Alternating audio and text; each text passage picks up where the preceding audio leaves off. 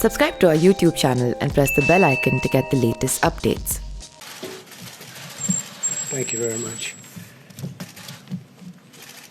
I think this is going to be a very important conference, and I'll get to that toward the middle, but I have a few things to report, and want to thank you all for being here. And I have to say, I think with social distancing that the media has been much nicer.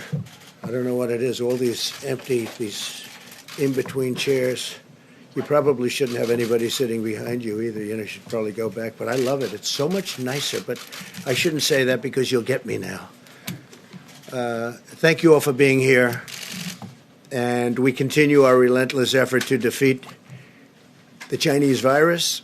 Before I begin, I want to start by announcing that today we are bringing home another American citizen. It was a big thing, very big. Omar Fakouri is on his way back to the United States after being imprisoned in Lebanon since September of 2019. He's battling late-stage cancer. Mr. Fakouri will now be able to receive the much-needed care and treatment in the United States. We've been working very hard to get him freed, and he's finally able to have his entire family at his side. So I'm very grateful to the Lebanese government. They worked with us, and we are very proud of his family. They stood by him so strongly, and they are thrilled. The United States has no higher priority than the safety and well-being of our citizens. We've gotten a tremendous number of hostages out, as you know. I think we're 42-0, and Robert O'Brien, as you know, was our chief negotiator for a large part of it. In fact, did so well that now we have him in a different position. So I want to thank and congratulate Robert and his team, and I want to let everyone know that recovering Americans held captive and imprisoned abroad continues to be a top priority for my administration. We have one young gentleman, Austin Tice, and we're working very hard with Syria to get him out. We hope the Syrian government will do that. We are counting on them to do that. We've written a letter just recently, but he's been there for a long time, and was captured long ago. Austin Tice, his mother's probably watching, and she's a great lady, and we're doing the best we can. So, Syria, please work with us, and we would appreciate you letting him out. If you think about what we've done, we've gotten rid of the ISIS caliphate in Syria. We've done a lot for Syria. We have to see if they're going to do this. So it would be very much appreciated if they would let Austin Tice out immediately. As you know, my administration is working every day to protect American people and the American economy from the virus. Yesterday, I signed into law a critical support for American workers, families, and small businesses. It's a big thing.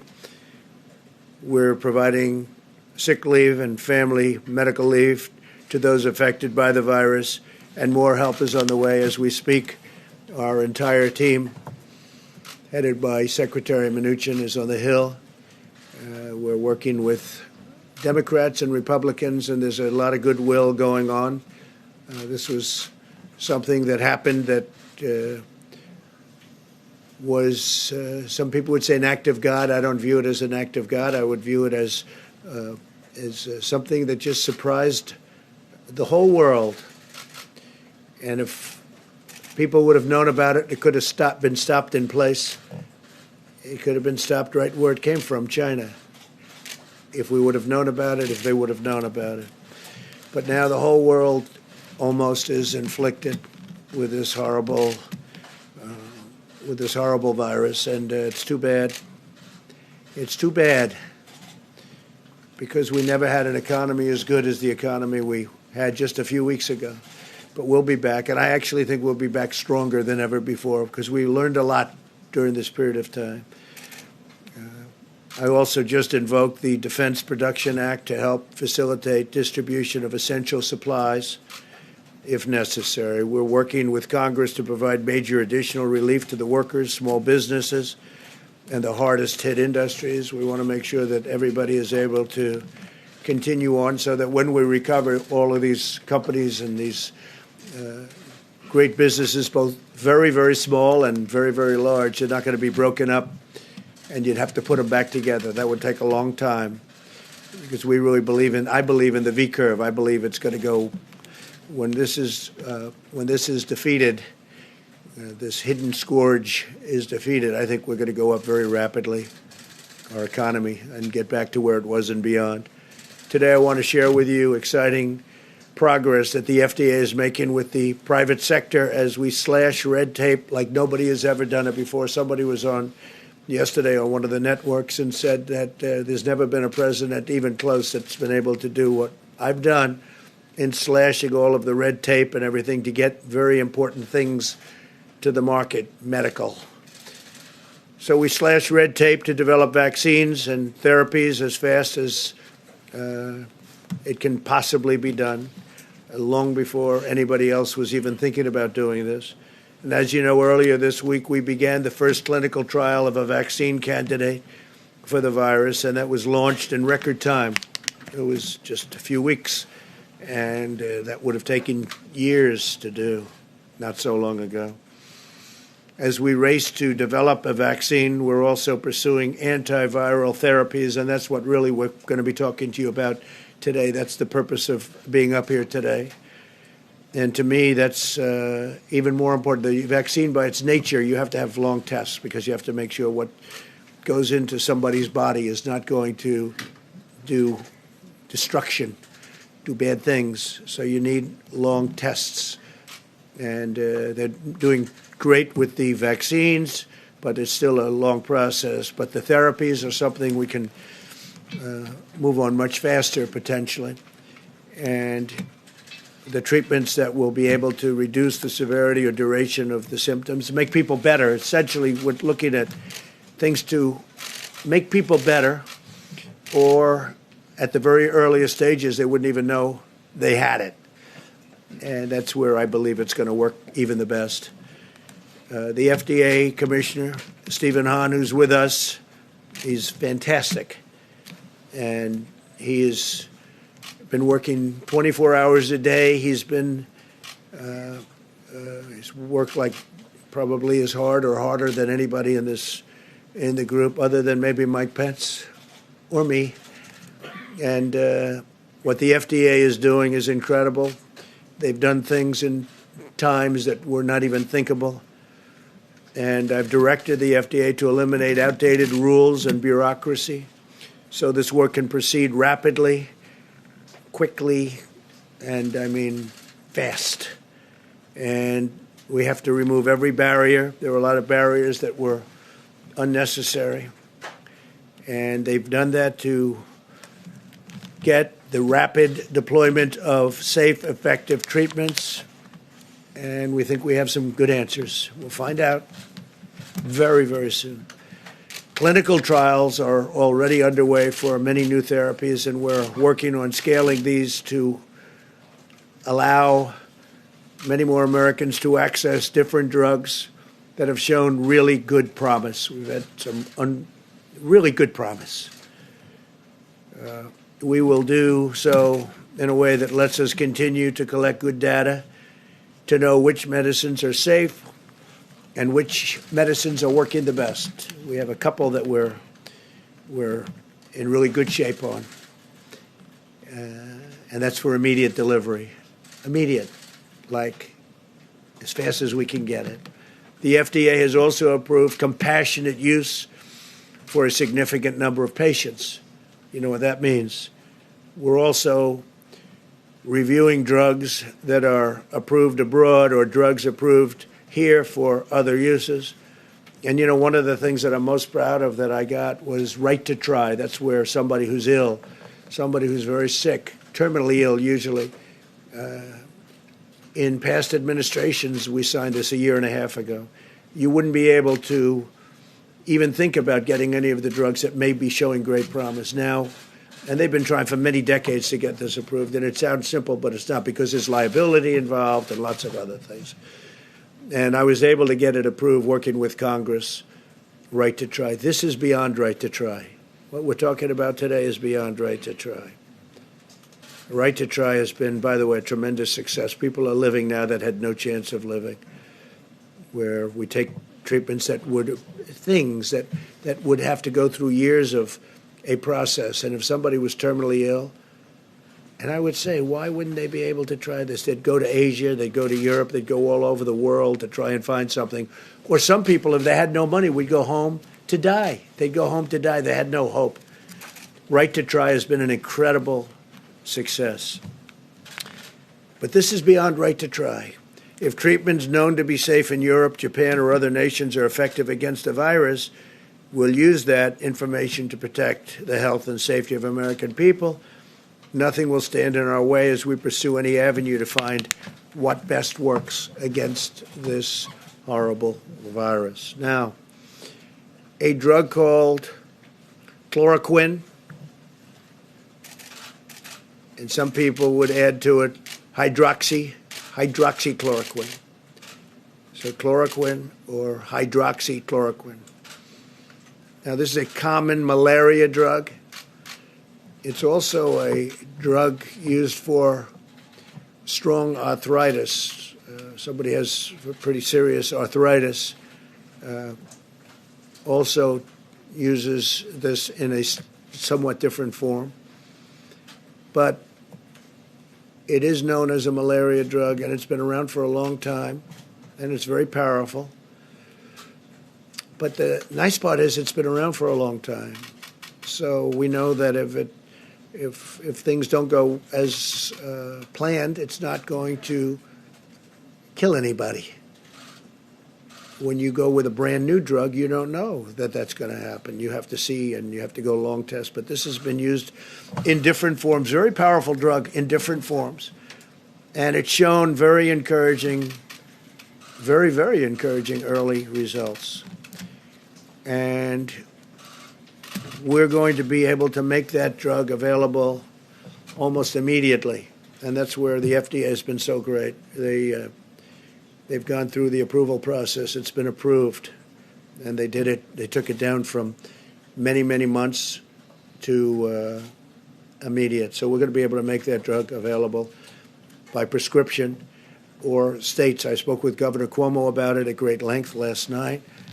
And he wants to be right on the. He wants to be first on the line, and so I think that's a tremendous. There's tremendous promise based on the results and other tests. There's tremendous promise, and normally the FDA would take a long time to approve something like that, and it was approved very, very quickly, and it's now approved by prescription.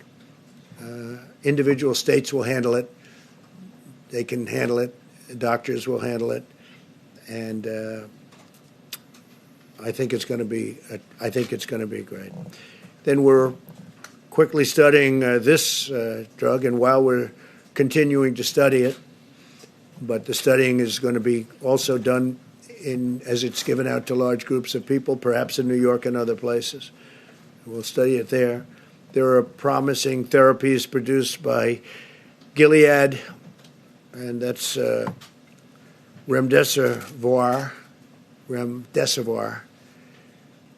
and that's a drug used for other purposes that's been out and it's had very good results for other purposes, but it seems to have a very good result having to do with this virus. And that drug also has been approved, or very close to approved in that case, by the FDA. And I can't tell you how much we appreciate what the FDA, these people are incredible patriots, and the job that Stephen Hahn is doing. Dr. Hahn was one of the most respected doctors in the country, by the way, where we took him. I said, "You sure you want to do this?" Now, we didn't know that this was going to be in the playlist, what happened here, but he really has stepped up to the plate. Wherever you are, where is he? You really have. I'd shake his hand, but I'm not supposed to do that. Get in a lot of trouble if I did that. But he's been fantastic, and I thank you, Doctor. He's going to speak right after I'm finished. So, Regeneron, again, is a company that's done fantastically well, as I understand, with Ebola and some other things. Great company.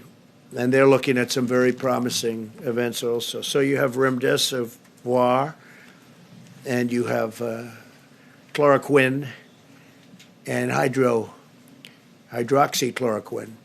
So those are two that are out now, essentially approved for prescribed use. And I think it's going to be very exciting. I think it could be a game changer, and maybe not.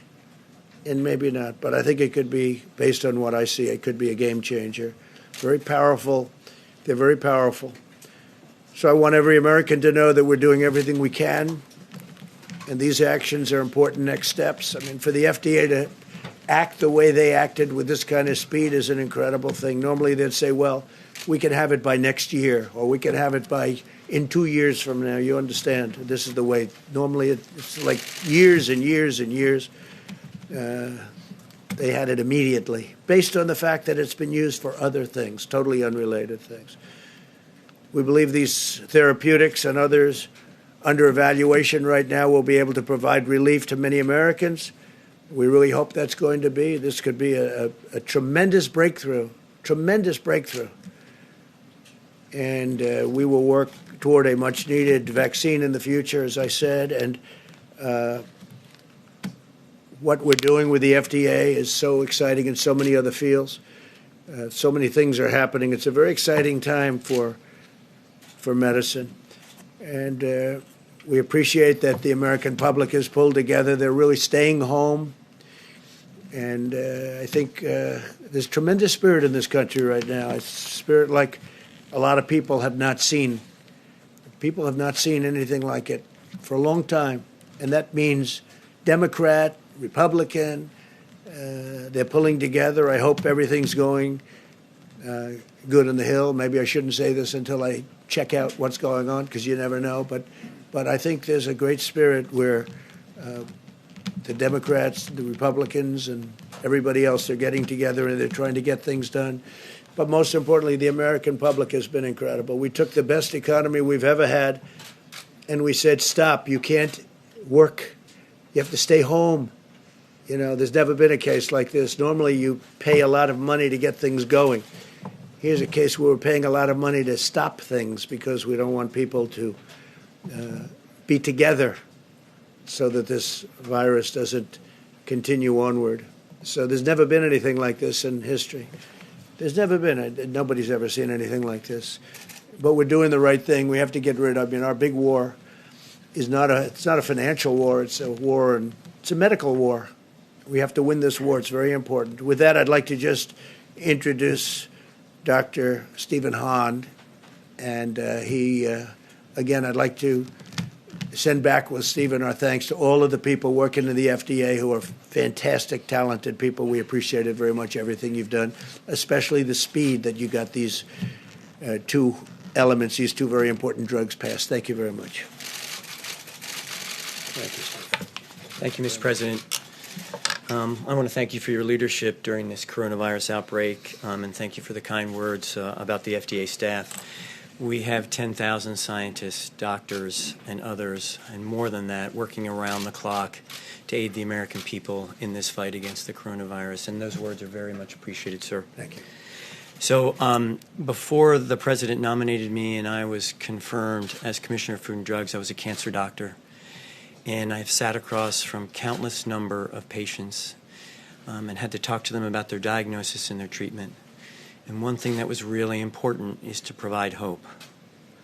I have great hope for how we're going to come out of this situation. What's also important is not to provide false hope, but to provide hope. And as a doctor, that's the way I come to this. I'm speaking now to the American people as Commissioner of Food and Drugs, but that part of me has not left. Just look at the way the American people have responded to our calls for mitigation, for social distancing. The American people have great resiliency, and I am so incredibly proud of how the American people have responded. As the President mentioned, he asked us to be aggressive, to break down barriers to innovation, and to accelerate the development of life-saving treatments. And we're doing that at the FDA. The FDA is committed to continuing to provide regulatory flexibility and guidance. But let me make one thing clear. FDA's responsibility to the American people is to ensure that products are safe and effective, and yet we are continuing to do that. Our folks and their tremendous professionals are working day and night to do this. You just can't even imagine how much they're working to provide this support for the American people, and I thank them. Since early January, long before the first domestic case, FDA began working in collaboration with CDC.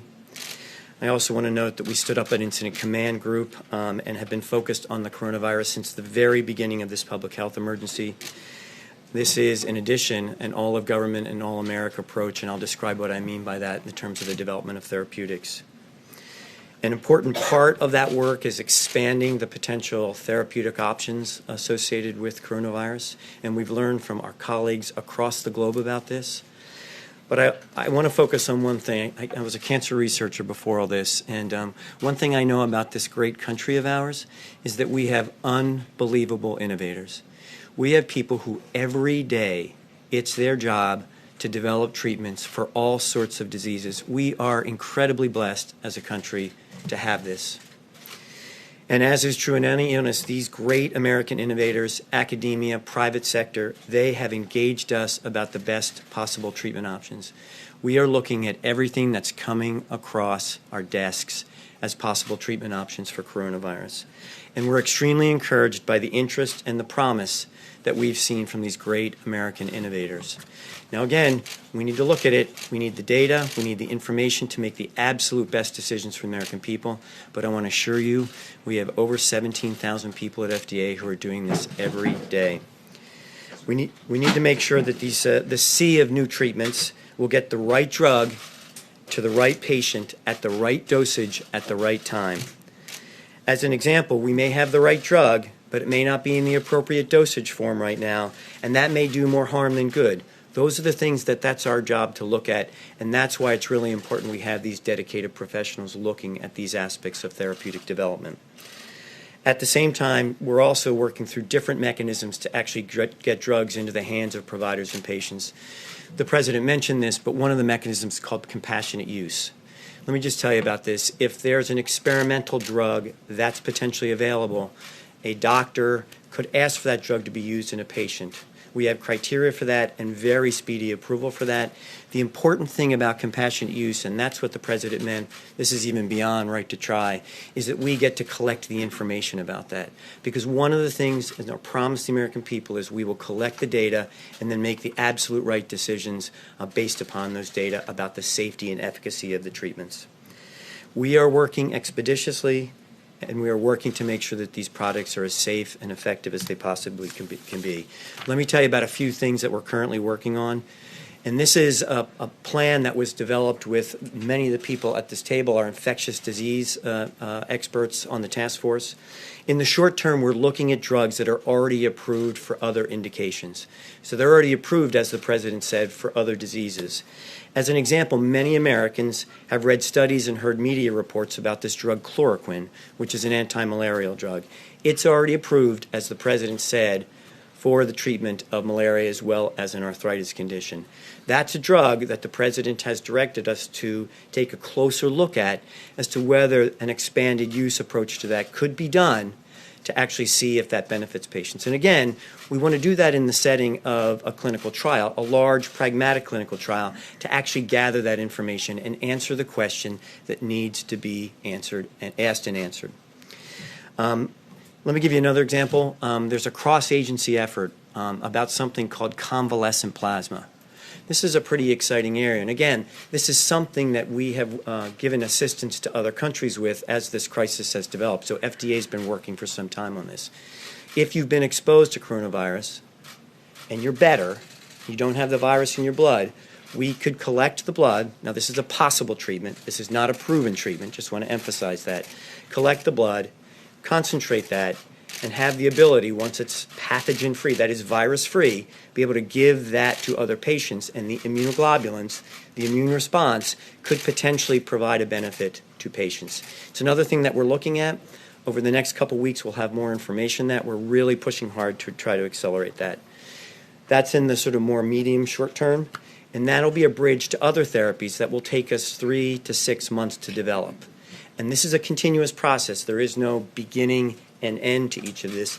This is, we're pushing this through. The other great thing about the great innovators of America, some of them tell us it's taken us years to develop therapies. They're looking at pushing that to the months period of time. And we're trying to provide them the regulatory flexibility, but at the same time the scientific oversight to make sure that gets done in the best way possible for the American people.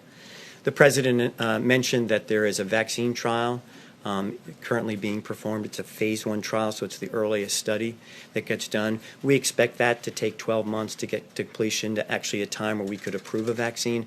But these are all things to bridge to the prevention part of this with a vaccine. It's exciting work, and the President is right. This is record time for the development of a vaccine, and impressive public-private partnership. The FDA's efforts to facilitate the development of these products are focused on ensuring timely access while also meeting the agency's world-respected gold standard, relying on strong data from clinical trials to determine if an experimental or an off-the-shelf drug that's used for something else can safely and effectively treat patients. We want to assure the American people that FDA is all hands on deck, as the President mentioned, these efforts, and continue to work with interested sponsors to help expedite the work. We remain steadfast in helping to foster the development of safe and effective therapies for COVID-19. Thank you. Thank you, Doctor. Thank you very much. Mike? Talk about the masks. Thank you, Mr. President. The White House Coronavirus Task Force met this morning, and on this very first day of spring, we continue to make steady progress toward President Trump's objective not only to marshal all the resources of the federal government, every state government, every local health official, but also to harness the power of the American private sector, and activities over the last day reflect all of those priorities. Yesterday, the President spoke with America's top physicians and nurses and garnered helpful insights about how we can best serve those who are serving Americans that are dealing with the coronavirus. We also had a productive call with over 5,000 state and local officials explaining the federal government's approach and our strong and seamless partnership with all 50 states and the territories.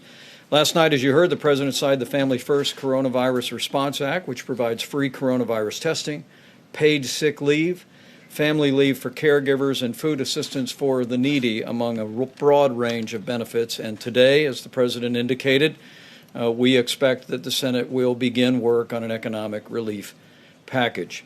Later today, the President and I will meet again in a teleconference with the nation's governors. We will meet at the National Response Coordination Center at FEMA and outline President Trump's decision to have FEMA take the lead in our national coronavirus response. Our nation's response through FEMA will be locally executed, state managed, and federally supported. On testing, we want the American people to know once again that testing is available in all 50 states and is becoming increasingly available literally every hour of the day. Because of the public-private partnership that the President initiated several weeks ago with major commercial labs, I'm pleased to receive a report today that tens of thousands of tests are being performed every day. And with the passage of last night's legislations, state and private labs are now required by law to report all coronavirus testing directly to the CDC, which will give the American public and also give our researchers timely and important information. It's important for every American to remember that if you don't have symptoms, you don't need to get a test. We want to make sure that testing is available for people that are experiencing symptoms or have a genuine concern about having been exposed to someone with the coronavirus. Dr. Birx will address county-level data as well as the progress we've made on testing, and Americans can expect to see how an increased number of cases as our new testing system comes online should not be a cause of concern. She'll explain the importance of taking into account our new testing system as new data arrives over the next several days. On supplies, a priority the President has given to our task force, we continue to work with healthcare providers, businesses, and state leadership to identify available supplies, not merely in the federal stockpile, but much more importantly, available across the private sector. We're encouraged to see companies like Honeywell and 3M that I visited a few short weeks ago take advantage of the changes in the law last night that allow the sale of industrial masks directly to hospitals.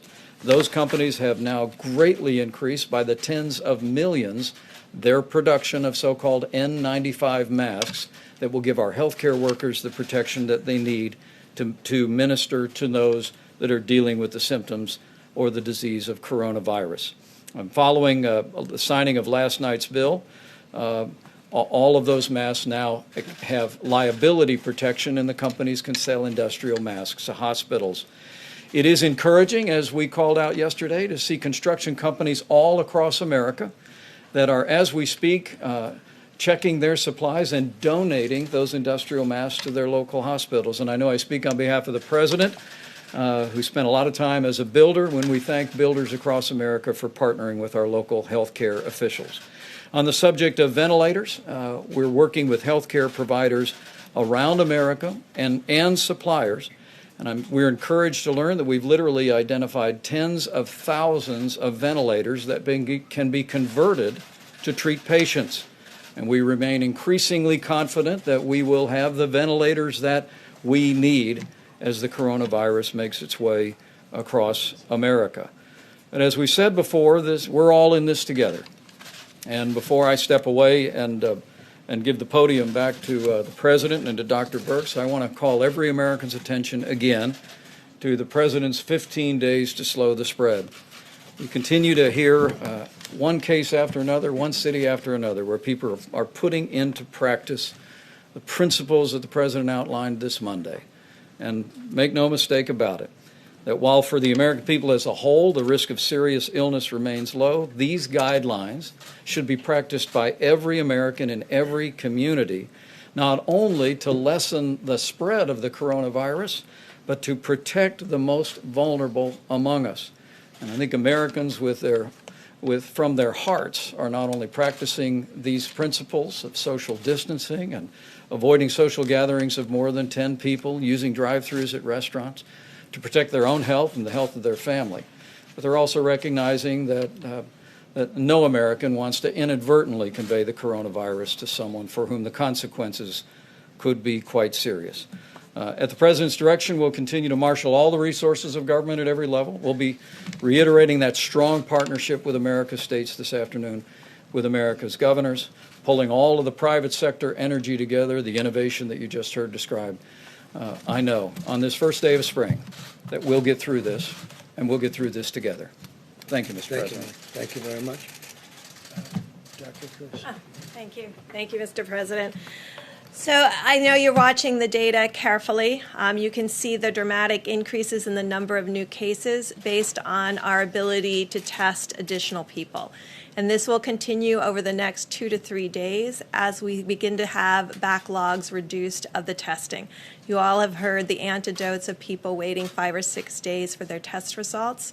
We are moving through all of that as well as testing individuals. I really want to applaud the frontline healthcare workers, the nurses and the doctors and the testers that have really prioritized, and the American people who have prioritized those with symptoms. The number of test positives is increasing. That is a dramatically important signature that everybody is doing their job. Those with mild symptoms are staying home, self-isolating. Those with serious symptoms are coming forward to getting testing. Our test positive rates are now into the 10 to 11% range. That still means that 90% of the illnesses out there, even the severe ones, are not COVID-19. I know many of you are looking at the state level data. Still over 50% of the cases come from 3 states. This is why we continue to prioritize testing in those states. In addition, 50% of the cases come from 10 counties. We're a very large country with very many counties, and I just want to applaud the local and state governments that are implementing their emergency operations centers and plans to ensure. I want to also really thank the healthcare workers that have been asked to reduce all elective surgeries, medical, and dental visits. This will dramatically increase the number of ventilators that are available in hospitals, but also in ambulatory surgical centers that can be converted and utilized. And also to the construction industry. We are deeply grateful, the number, as Vice President said, the number of individuals have come forward with their construction masks, their booties, their Tyvek suits, and their masks to contribute them to the healthcare sector. The President's request to make this available in that legislation changes the ability and increases our availability immediately by in the 75 to 90% range because of the amount of construction use of those elements. Thank you. Thank you, Doctor, very much. Jerome, please. Thank you, Mr. President, Mr. Vice President. Today, you heard a wonderful announcement from the FDA, and I just want to give a shout out to Steve, Dr. Hahn, and the folks at the FDA, where several hundred of my Commission Corps officers work. You're right, Mr. President. They are tireless. They're doing things that have never been done before to bring the most prudent advances to the American people. But I want to talk about something different briefly. We know many of you are home practicing the President's guidelines for social distancing. But one thing we should all consider, especially our millennials and Gen Z, is donating blood. As an anesthesiologist who still practices at Walter Reed taking care of our wounded warriors and our soldiers, I know donated blood is an essential part of caring for patients, and one donation can save up to 3 lives. Blood centers are open now and in need of your donation. I want America to know that blood donation is safe, and blood centers are taking extra precautions at this time based on new CDC recommendations, including spacing beds 6 feet apart, disinfecting surfaces between patients, temperature checking staff, and encouraging donors to make appointments ahead of time so we can space them out. Social distancing does not have to mean social disengagement. So give blood today. You'll feel good about it, and you'll be helping your country and your community during this crisis. And you might even save a life. Thank you, Jerome. Thank you. Yeah, please. Go ahead, Jim. Mr. President, switching to the efforts to boost the economy with the measures before Congress, will you guarantee that the money, the billions, the tens of billions of dollars, hundreds of billions of dollars even, that's going to go to these industries will not go to executive bonuses or to more stock buybacks? Well, we don't want that. In fact, some companies, as you know, did stock buybacks, and I was never happy with that. It's very hard to tell them not to, but I would tell them not to. I would say I don't like it for that reason. Some did, and it turned out that they could have waited a long time. It would have been much better off if they did. You can make it a condition of the bill. You can say that none of this money can go I wouldn't for that. mind making, it takes many, many people in this case to tango. But as far as I'm concerned, that conditions like that would be okay with me. John? Mr. President, if I could, a question for you and then a question for Dr. Hahn. You enabled, I guess is probably the best way to put it, the Defense Production Act yesterday, but you didn't pull the trigger on it. No, because we hope we're not going to need that. You're getting a lot of calls on Capitol Hill from the Democratic leadership to pull the trigger on it. Why? What's the rationale for not doing it? First of all, governors are supposed to be doing a lot of this work, and they are doing a lot of this work. The federal government's not supposed to be out there buying vast amounts of items and then shipping. We're not a shipping clerk. The governors are supposed to be, as with testing, the governors are supposed to be doing it. We'll help out, and we'll help out wherever we can, and we can buy in volume, and in some cases, great volume. With the masks, as an example, which were really a problem. We have helped out, and there are right now millions of masks being made.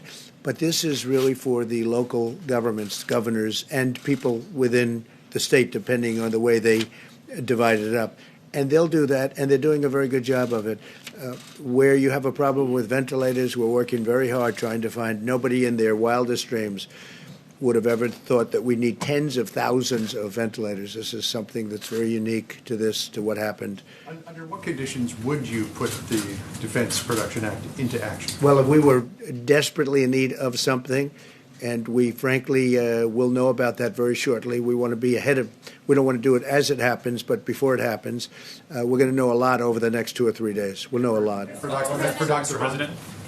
Dr. Hahn? Any idea when remdesivir will be available to the market? And are there any drugs in the pipeline that you believe could qualify for a treatment IND? So with respect to the first question, I'm prohibited by law to disclose confidential commercial information. What I can tell you is we're working very closely with the company on this, and we'll have additional information. They will, relatively soon.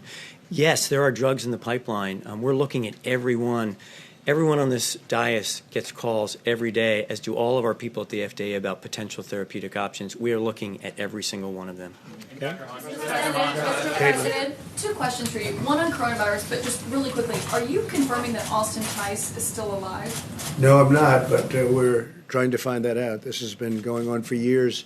Many years they've been trying to find Austin Tice. He was in Syria, as you know. His mother is an incredible woman, and I'm doing it for him, but I'm doing it for his mother.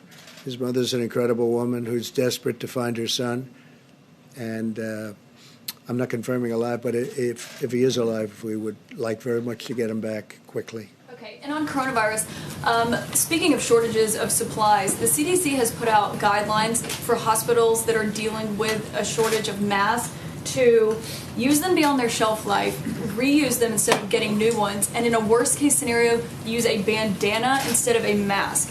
How is that acceptable at all? Well, I haven't seen that, but I will let Mike answer that question, Vice President. I'm happy to, Mr. President. I can't emphasize enough the incredible progress that was made with the passage of the legislation last night. The President had me go to Minnesota and meet with 3M that manufactures these N95 masks a few weeks ago. And we learned of their production at that facility of 35 million masks a month. Less than 5 million of those were qualified to be sold to hospitals. So the President worked with Republican and Democrat leadership. We've extended the liability protection. So now that all the industrial masks that are manufactured as N95s are now available to hospitals, and we're seeing a dramatic increase in production. Honeywell alone is repurposing a factory that was destined for Mexico to produce another 120 million masks per year. 3M is increasing output to 420 million masks per year. We've put a priority at the President's direction on making sure those that are providing healthcare services to America have the protection to keep themselves and their families safe. And with the legislation last night, with the incredible response among these great private sector companies, and as we mentioned repeatedly, with construction companies around America heeding the President's call to donate their industrial masks to hospitals, it's happening all over America. We know we'll meet that need. But when will those be ready? Isn't that kind of sad? They have to use a big... made, and when will they be ready, or at least we start getting them ready?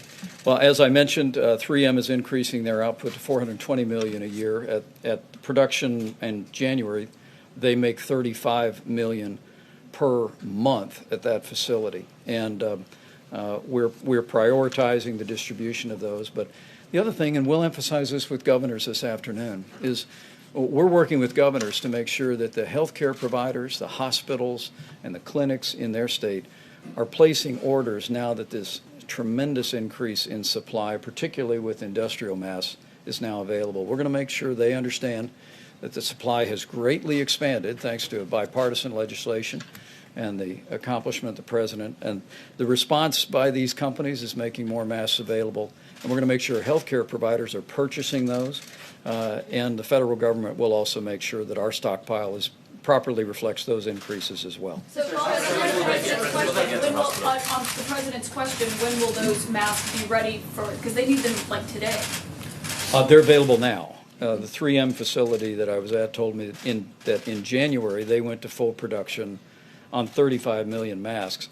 The legislative change means that all 35 million of those that started to be produced at full capacity in January can now be sold to hospitals. That's the distinction here.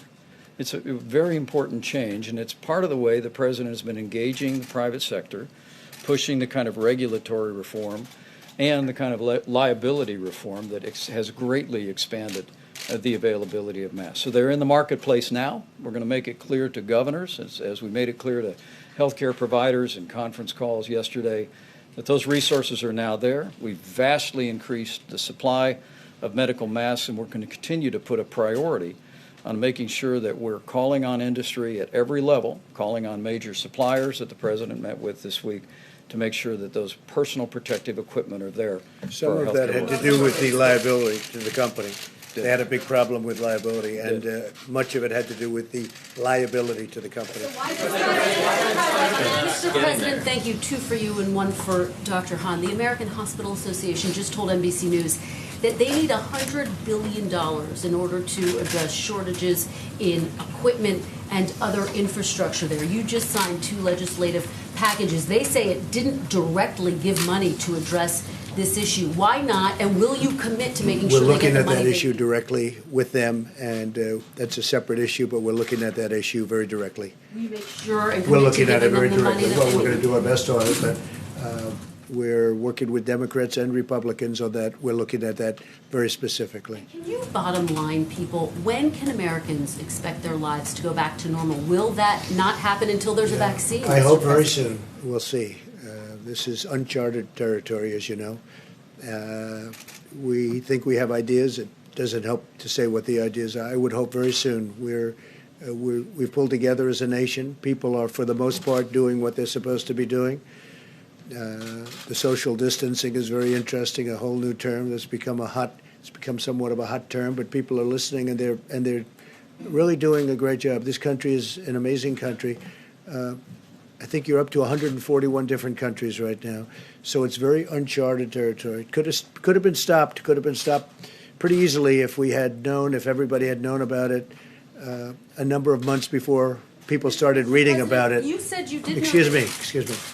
Before we started reading about it, it could have been stopped in its tracks. Unfortunately, they didn't decide to make it public, but the whole world is suffering because of it. You did say a few days ago, though, you did have a sense that this was a pandemic that was coming. So why was the United States not prepared with more testing? We were very supplies? prepared. The only thing we weren't prepared for was the media. The media has not treated it fairly. I'll tell you how prepared I was. I called for a ban from people coming in from China long before anybody thought it was. In fact, it was your network. I believe they called me a racist because I did that. It was many of the people in the room. They called me racist and other words because I did that, because I went so early. So when you say we weren't prepared, had I let these tens of thousands of people come in from China a day, we would have had something right now that would have been, you wouldn't have even recognized it compared to where we are. How many people have passed away? How many people have died as of this moment? You could multiply that by a factor of many, many, many. So when you say that I wasn't prepared, I was the first one to do the ban. Now other countries are following what I did. But the media doesn't acknowledge that. They know it's true. They know it's true, but they don't want to write about it. Yeah, go ahead. For you, and then one for the medical professionals. I wanted to just follow up on John and Caitlin's question. So it's not just masks. Doctors are saying now that they are desperate for other personal protective gear, gloves, other equipment. Governors are saying that they don't have access to respirators, and they're terrified. What is your reticence about invoking the Governors are Defense supposed to Production get Act? it. The states are supposed to get it, but we're helping the states. Well, look, for years they bought them, and now all of a sudden they're coming to the federal government. We're working with the states. We're working with the governors. We're working with everybody. The relationships are great. One of the things that happened this morning, I spoke with Mickey Arison of Carnival Cruise Lines, and he's going to make ships available. So in addition to the big medical ships that you have coming, if we should need ships with lots of rooms, they'll be docked at New York and Los Angeles and San Francisco, different places. So I want to thank Mickey Arison. That's Carnival Cruise Lines. What is your reticence about invoking the Defense Production Act? I've done it. But you've said that you don't I've done want it, to yeah. invoke If we find that we need something, that we will do that. And you don't know what we've done. You don't know whether or not we've ordered. You don't know if we've invoked it. You don't know what's been ordered, what's not By been your tweet ordered. last night, I can you only said tell you you that, as an example, masks. Nobody ever heard of the number of masks that's been ordered. They're being made now, and many are available now. But people, I think, in the media probably don't know that. Go ahead, behind. Thank you. Could you explain the gap for the American people and what you're saying here today about there being tens of thousands of tests available, about how there being a huge amount of masks available, and what we're seeing on the ground, which is really the opposite of that. People are saying that they can't get tested even when they have symptoms. People are saying that doctors are telling us they don't have access to vital equipment. Can you explain that gap? Well, I cannot explain a gap. I'm hearing very good things on the ground, and we're dealing with. They had to ramp up. They had an obsolete system, And they had a system simultaneously that was not meant for this. It wasn't meant for this. Nobody knew there'd be a pandemic or an epidemic of this proportion. Nobody's ever seen anything like this before. I can tell you that what we're doing is we're working with local governments, with states, governors, even mayors, on getting them to be able to get what they need. And the system is starting to work out very well. But we had to break a system, like breaking an egg, because the system we had was obsolete and didn't work. And that was a system we inherited. And now we have something that's really been very good and certainly going to be great for the future, too. Yeah, President. Dr. Hahn. Mr. President, there seems to be a backlash building among congressional Republicans and then your supporters about a corporate bailout. In particular, Senator Mike Braun said that this could harken back to 2008, where we're picking winners and losers, and he indicated that he and some of his colleagues may not be comfortable with that. What do you say to that? Well, we don't want to pick winners and losers. We want everybody to benefit. We want, I think, more than anything else, the workers to benefit. And sometimes for the worker to benefit, you have to go through the company because they have thousands of workers. And if the company goes out of business, no fault of their own, those workers aren't going to be able to receive a check. So look, our ultimate goal are the people. Our ultimate goal are the great people of this country. And we will have things worked out, I think, that are going to be very well. It's a very complex formula. You understand that. It's very complex. But it's working out. I think it's going to be very well. I think we're going to have pretty uniform support for it. Please. Mr. President, we're hearing the State Department is going to put out an advisory telling Americans not to travel overseas at all. Are you putting in an overseas travel ban? We're speaking with the State Department later. I can't say right now because I haven't had the meeting yet. Thank you, President Trump. I wanted to ask Dr. Hahn about today's announcement, if I could. Please. Dr. Hahn, thank you so much. I wanted to ask about Remdesivir, I hope I pronounced that correctly. Can you say, is it currently approved for use on the virus? So Remdesivir, and it's a drug made by Gilead, that's been in the press. It is currently in clinical trials here and around the world. We have also made it available by that approach that I told you called compassionate use, where a doctor could ask the FDA for that. And the really positive thing about that gives it rapidly to a doctor and a patient, but it allows us to collect the data, because what we really need to do is understand what the data and science are in order to make the appropriate decision about safety and effectiveness. So how do you just make sure that it is safe? And I mean, is there any concern at all that it will be safe, considering that it's not going through the normal process and could potentially cause negative effects? Dr. Fauci earlier talked about we do not want to put out anything that could cause negative effects. Is there any concern about those kind of things with this drug? Yeah, thank you for that question, because I just want to be clear about this. Remdesivir is going through the normal process. We are using our internal processes at FDA to set up with the company the protocols to actually collect the data. And you're right, we need to actually know about the safety and the effectiveness, and that's done through the clinical trial process. So it's those data that are going to inform the decisions that are ultimately made about safety and efficacy. This is an unprecedented situation. This is a really significant time. And one thing that, with the President's leadership, FDA has done is said, okay, how do we approach these extraordinary times with extraordinary measures, knowing that we have a sacred trust with the American people about safety and efficacy, but still at the same time enable these treatments to get into patients? And that's what we're doing. Mr. President, one for you and one for the doctors. How likely is it that the 15-day guidance that you have put through will be extended? I can only tell you on the 14th day, and we'll have to see. We'll have indications later on. Dr. Birx indicated that there are 3 states and 10 counties, if I got that right, where 50% of the cases are focused. Should those areas be doing more measures such as shelter in place? I think they actually are doing a lot. I mean, I know New York is working very diligently, been very strong. I assume San Francisco is one of the areas, and Los Angeles, and state of Washington, obviously. That's one that has to be up there. They're all working very hard to quarantine, or words just about the equivalent of quarantine. What is your plan, sir, for government workers? Are you moving for the government as well to start doing more teleworking? We are, and we're using the medical term of telemedicine, and it's been incredibly busy and really, where people don't have to, I mean, some people can't do it anyway. They can't get up, they can't see a doctor. But we're using this, and it's been telehealth, different names, and I will tell you that it's been really successful. It's helped a lot of people out where they don't have to, and they can't, and even from a safety reason, if they are positive, if they are feeling poorly, they can't do it, or we don't want them transmitting anything to anybody else. Mr. President, if I could, on China, they reported for the first time since the outbreak no new cases over a 24-hour period.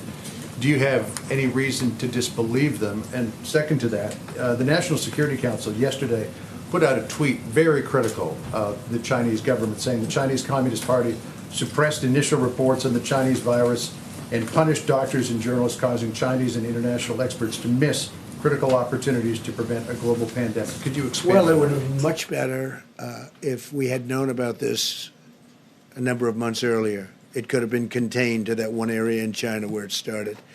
And certainly the world is paying a big price for what they did, and the world is paying a very big price for not letting them come out. Everybody knows that. We all know that. As far as believing what they're putting out now, I hope it's true. Who knows? But I hope it's true. I really do. Quickly, a question for you, and then also for the doctor, if possible. You've been talking about China quite a bit, and you've been talking about the Chinese virus. How if you had heard about this on day one and had more information, possibly you could have stopped it. Big difference. Are you thinking about any types of repercussions for China, and are you also rethinking sort of the supply lines for our manufacturing industry? I don't want to comment on that right now. Yeah. President, I have a question for you and also a question for Dr. Birx. If you, American workers across the country are losing their jobs at an unprecedented rate, and your former economist said we could see some of the worst job numbers ever. Is the government prepared to see this spike in unemployment? Worst case scenario, you would have terrible job numbers. If we can get this thing wrapped up and finished earlier, things will go very nicely. And one of the things they're working, as you know, one of the elements that is being worked on very much so in the Hill is to keep the jobs going, so that when we do get rid of the virus, we're going to be able to just really, I think, go like a rocket. I think the economy is going to be fantastic. Now, when he said that, he was using that as the ultimate bad outcome. I don't think anybody believes that's going to happen.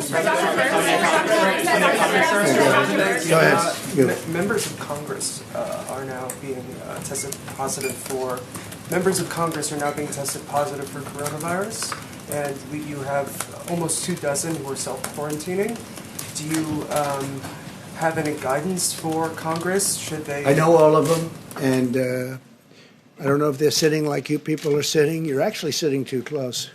We should probably get rid of about another 75, 80% of you. I'll have just 2 or 3 that I like in this room. I think that's a great way of doing it. We just figured a new way of doing it, but you're actually much too close. You two, you should leave immediately. But look, I know all of them. They tested positive. Hopefully they're all going to get better. And it's one of those things. It's Congress, It's one of those things. Should they keep going to the Hill, or should they? Well, I don't think they're going to the Hill. I mean, I know some where they tested positive. They're in quarantine, and I know Lindsay and many others they didn't test it, but until they got the result, they put themselves in quarantine. A number of people in Congress right now are in quarantine. They don't know the results. When they get the result, they'll either stay there and get better. Because people get better. I mean, most people are getting better. Most, by far, you get better. Doesn't mean it's not a tough one. It is a tough one. But no, when many people in Congress have felt not perfect, or they met somebody that wasn't perfect, it turned out to be positive, and they've put themselves in quarantine. Now, I think Congress has behaved unbelievably well in that regard. Mr. President, on the stimulus, sir, given what is happening to the economy, do you think $1 trillion stimulus is enough? We'll know about that later on. We'll see what happens. It depends how long. So much depends on what's going on in this room in terms of the medical. If we can stop it in its tracks, the virus, it's plenty. If we can't, we'll have to go back and talk. Do you support the idea of the government taking an equity stake in certain companies? I do. I really do. Which companies I'm not gonna say, but I think so. Look, people are coming in for money. In some cases, no fault of their own, but in some cases where they did certain things over the course of the years, including buying back stock. You know, they bought back stock and they paid a high price for it, as it turned out. But maybe I view that as a little bit differently than somebody that didn't, than somebody that built plants all over the United States, of which there were plenty of them too. Airlines or Boeing, or what are you thinking of? We will be helping the airline industry. We will be helping the cruise ship industry. We probably will be helping the hotel industry. We'll probably be where jobs are created. You don't want to lose industries like this. These are incredible industries. You can't lose them. So we'll be focused on many industries. And I have to say, I can't say it strongly enough, we will be helping small businesses. That's where it's complicated, because there's a lot of small, that's the engine of the country. We will be helping small businesses. Dr. Hahn, Mr. President. These two members of Congress that have tested positive for coronavirus, these will be votes that you need to pass this $1 trillion stimulus package for the economy. Do you expect this to slow down the delivery of checks for American families? And are you considering any executive action? There could be. We're looking at a couple of things that I could do. Hopefully we won't need it, but we can do. There's a lot of executive power. If we don't have to use it, that would be a good thing, not a bad thing. Yeah, please. Thank you, Mr. President. One for you, and potentially as well one for either Dr. Birx or Dr. Adams. Right now, the economy is essentially ground to a halt. Thanks for telling us. We appreciate it. Stores have closed. Travel has slowed down. Go ahead. What's the rest of your question? We know that. Everybody in the room knows that. The question is, how long should those who are either not working right now or business owners who have to make critical decisions, how long should they expect the state of affairs as it stands at this moment to play out? And for the doctors behind you, we'll be able to tell you that I think in the near future. We'll see where we're going. You're going to see numbers. You've seen the graphs. You're going to see numbers, and we'll be able to let you know. I will say that the American public has been incredible for the most part, not in all cases, but for the most part. So you'll be able to see what's happening over the next, as we say, we had a 15-day period. You'll be able to tell a lot in a week or so, not everything, but we'll be able to see over a period of time. And for all the parents that are home right now, and this is a question for Dr. Birx or Dr. Adams, who are caring for their children and are curious as to when might my kids be able to go back to school, what do you think is a realistic timeline? Well, I think all of those decisions are made at the state and local government level, and each state and local government has handled it differently. That's why we put out from the president federal presidential guidance to every single person about what we think is important for the next 2 weeks.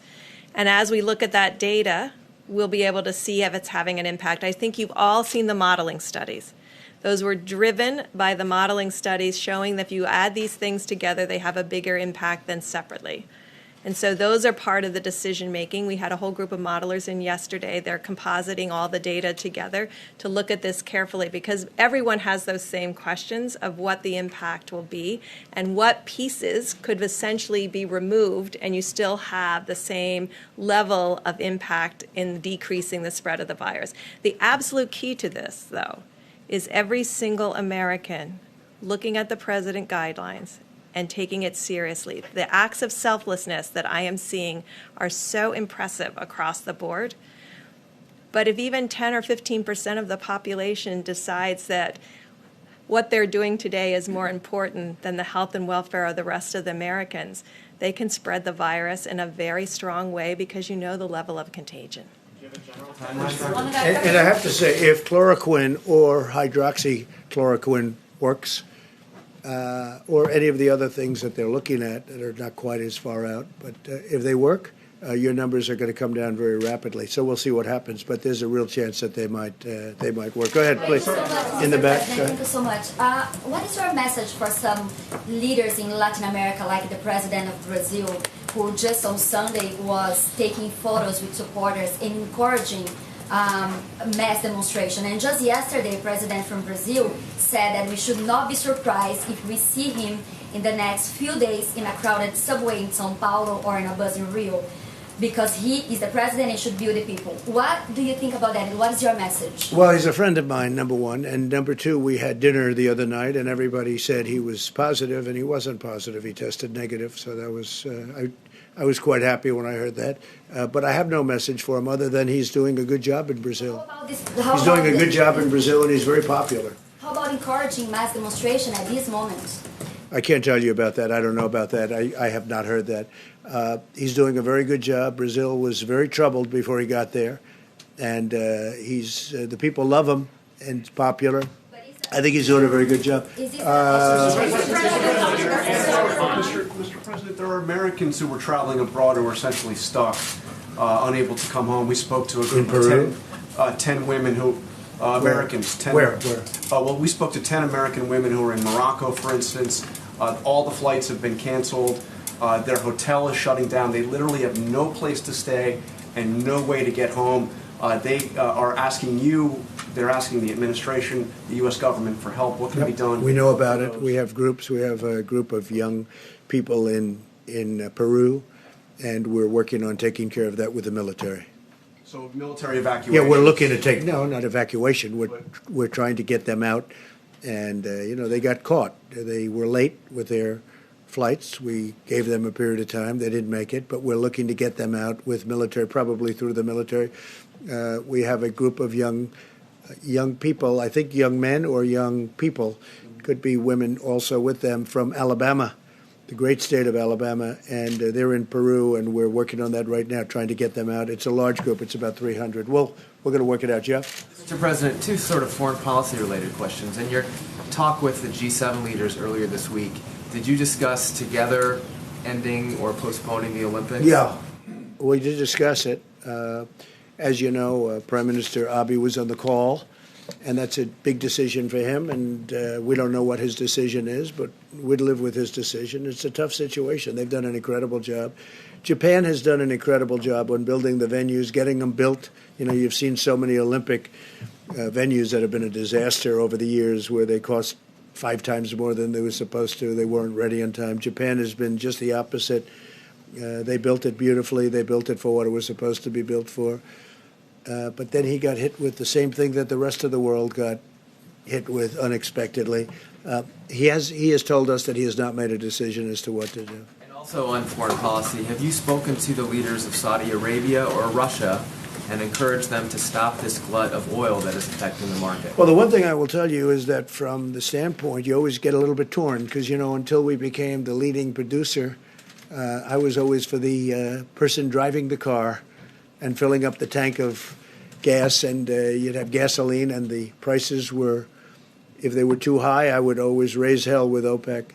And I was always somebody that likes it. I never thought I'd see $22 and $24 and $28 a barrel, but that's what we have. And in one way, our consumer is very much helped. It's like a massive tax increase. That's bigger than any tax decrease that you could give. We can give all these big tax cuts, but they're paying so little for gasoline. But on the other hand, it hurts a great industry and a very powerful industry. So I spoke with numerous people that have a lot to do with it, and we have a lot of power over the situation, and we're trying to find some kind of a medium ground. It's very devastating to Russia because when you look, their whole economy is based on that, and we have the lowest oil prices in decades. So it's very devastating to Russia. I would say it's very bad for Saudi Arabia, but they're in a fight. They're in a fight on price. They're in a fight on output. And at the appropriate time, I'll get involved. Yeah. And forgive me if I missed it. What will the Carnival cruise ships be used for? Well, Mickey called up and he said, if you need them, and we haven't said yes, I'll call Governor Cuomo. I'll call Gavin Newsom, governor from California. I'll call a few of the other governors. Are going to bring it up today because we're meeting through telephone, telephonically, as they say, in a little while at FEMA. I'm going over to FEMA from here. You're thinking increased hospital beds? Well, you can increase places to stay. Let's say places to stay, if it works. I don't know, maybe people won't want them. But he made the offer. It was a very generous offer. And he said that he has some ships that would be ideally suited for what we're doing, and certainly they have a lot of rooms. They're big and they have a lot of rooms, so we appreciate it from Carnival. At what point in the future will any American who wants a test be able to get a test? Because you're talking about not needing a test right now if you're not showing any symptoms, but a lot of Not this needing the test? or only getting tested if you're showing symptoms, but a lot of this. Well, no, you should only get. You should. I didn't have any symptoms and I got a test, but I got a test because you people were driving everybody crazy. So that's the only reason. I had no symptoms, but I had a test. And my doctor told me, don't get it, you don't need it. Everybody said you don't need it, but I had to do it because the press was going crazy. And then after I got it, they said, you shouldn't have gotten it, you had no symptoms. You know, the whole thing. So in other words, if you get it, it was no good. But I'm a unique case, unfortunately. But no, people that don't show symptoms and people that have doctors that say they shouldn't get it, I would rely on that. Yeah, I would rely on that. Mr. President, thank you. Mr. President, thank you. I have two questions. Do you consider the term Chinese? OAN. Yes, sir. Thank Very you. good. I have Thank you two very questions. much. You treat me very nicely. Do Go you ahead. consider the term Chinese food racist No. because it's food that originates in China or it has Chinese No, I don't think it's origins? racist. And on that note, I don't think it's racist at all. On that note, major left-wing news media, even in this room, have teamed up with Chinese Communist Party narratives, and they're claiming you are racist for making these claims about Chinese virus. Is it alarming that major media players just to oppose you are consistently siding with foreign state propaganda, Islamic radicals, and Latin gangs and cartels, and they work right here at the White House with direct access to you and your team? It amazes me when I read the things that I read. It amazes me when I read the Wall Street Journal, which is always so negative. It amazes me when I read the New York Times. Is not even. I barely read it. You know, we don't distribute it in the White House anymore, and the same thing with the Washington Post. Because you see, I know the truth, and people out there in the world, they really don't know the truth. They don't know what it is. They use different slogans and different concepts for me almost every week, trying to catch something. Last week it was, chaos. You see me, there's no chaos. I have no chaos. I'm the one telling everybody to be calm. There's no chaos at the White House. We have unbelievable professionals. It's really, I think I came up with the term. I hope I came up with the term, but it is fake news. It's more than fake news. It's corrupt news. They write stories without calling anybody. They write a story today. I had a couple of stories where they never call me, ever, that I know of. At least nobody tells me. They'll write a story about me without even asking my opinion on something. It's totally fake. I've never seen. There is a story in the Wall Street Journal today about, about how we've done. We've done a phenomenal job on this. The governors, even Gavin Newsom, who I'm usually fighting with over the fires, and I think you should do a different kind of a job in the forests and lots of things. We argue a lot, but Gavin Newsom's been very, very generous. Andrew Cuomo's been really very generous. They're saying we're doing a great job, and everybody's saying. But then you'll read this phony story in the Wall Street Journal, or the Washington Post is going wild lately. I don't know what happened to them. I guess something happened, like we don't call them back or whatever. But the Washington Post, these are very dishonest media sources. They're very dishonest. And you know what? Someday, hopefully in 5 years, I won't be here, and that'll be fine. I will have done, I think, a great job, because I don't think anyone's done as much in 3.5 years as I've done. I don't think, and the administration. This administration's done a great job. But the press is very dishonest. But more than dishonest, they're siding with state propaganda. Well, I think they do. They are siding with China. They are doing things that they shouldn't be doing. They're siding with many others. China's the least of it. So why they're doing this, you'll have to ask them. But if we had an honest media in this country, our country would be an even greater place. So, ladies and gentlemen, thank you very much. We are very excited about specifically what we talked about with the chloroquine.